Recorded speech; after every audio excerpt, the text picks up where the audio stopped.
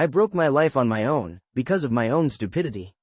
I had everything I could wish for. A wonderful son, a wonderful, loving and most importantly caring husband. I cherished my family very much and lost everything in an instant.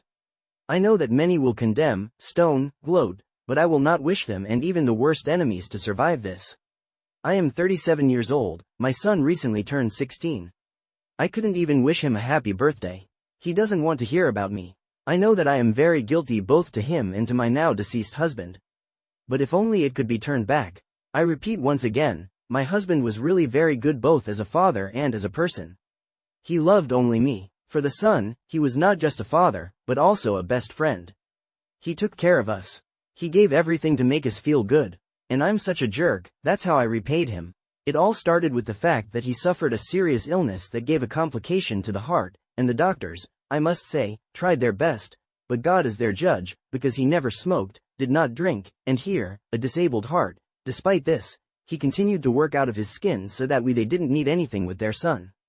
We started having problems with sex. No, he was never selfish even in this regard. He always tried to satisfy me first, and then himself, but lately, because of his illness, he began to suffocate, and he needed a minute to regain his breath, and this often happened in the most crucial moment. I think many women will understand me. I was in no way looking for a replacement for my husband and I did not allow myself to go left, but everything turned out somehow by itself. I met a guy in the course, he was 11 years younger than me, and my husband was 8 years older than me. At first we just talked, he started giving me a ride, then a cafe, a movie. Sasha, that's his name, tried to kiss me a couple of times, but I dodged, but the third time I couldn't resist and returned the kiss. And so he took me to his apartment, where we had just fantastic sex, which lasted continuously for several hours. She lied to her friends at home that she stayed late at the courses, and later stayed too long in the library. Then there was the so-called sobering up. I washed myself in the bathroom for 2 hours, I cried. I couldn't look my husband and son in the eyes. My conscience gnawed at my heart, but I couldn't stop. I was attracted to Sasha like a magnet, our meetings became regular, but there was no question of leaving my husband. I've always said about myself that this is a temporary infatuation, and it will pass soon. And now the day has come when it's time to pay for everything.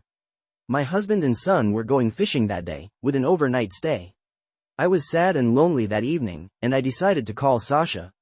He's arrived. This is the first time I've invited him home. I know myself that I'm a stuffed fool, a creature that has lost the last shame, but what can I say about it now? We ended up in the bedroom, in my bed with my husband. I know myself that I am scum, and plunged into the waves of our passions. We didn't even see it start to rain, we didn't know that the husband and son had turned back. They decided not to stay fishing overnight and did not even hear the sound of the key entering the keyhole and the sound of the door opening. Either the music was playing loudly, or in a fit of passion we didn't notice anything around. I only came to my senses when I saw my husband in the doorway. I'll never forget it. His face twisted into a grimace of pain, turned blue, and his eyes barely popped out of their sockets. He clutched at his heart and began to slide down the wall to the floor, gasping for air. I even forgot to put on a robe to cover my shame. She ran up to him, shook him by the shoulder, called his name.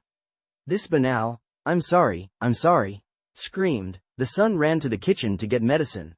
Sasha had already pulled on his pants and was calling an ambulance.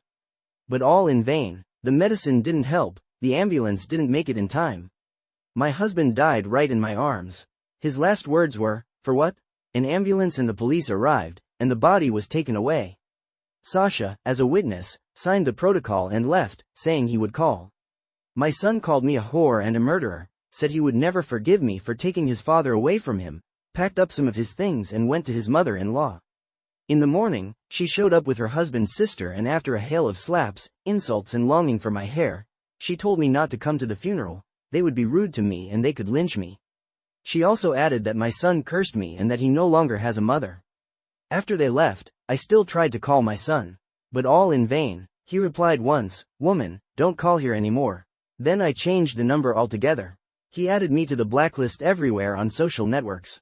Sasha called. He says he's terribly sorry about what happened. He sincerely expresses his condolences, but I'm not ready to see him yet. She became addicted to alcohol. Alcohol, work, internet. I do not know how to continue living and whether it is necessary. Girls and women, do not betray your loved ones. You can lose everything for one stupid thing.